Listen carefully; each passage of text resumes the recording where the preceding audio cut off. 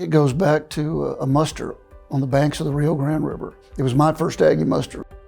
Watching the emotions and the profound reactions of my dad and other Aggies talking about their classmates and their friends from A&M is what first motivated me and inspired me to say to myself, even at a young age, I want to be part of that.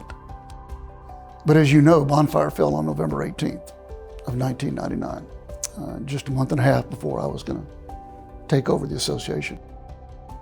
Those are indelible moments in my career because I saw the Aggie spirit in its finest moment. I saw the Aggie network rally and support fellow Aggies, most of whom they had never met, didn't know, knew nothing about. But all that mattered was that they were Texas Aggies. That began to shape my early CEO years because I thought differently than perhaps I had prior to November 18th.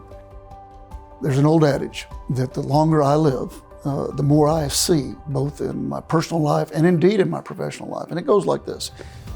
The more things change, the more things stay the same. And I have seen it come full circle at A&M with traditions, with experiences.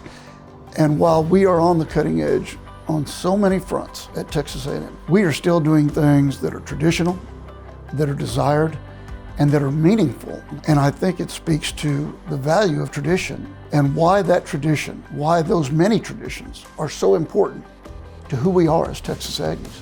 But when I visit with Aggies at events and reunions particularly, or a football game, or you name it, I often want to know what inspires them and what motivates them to come back to campus.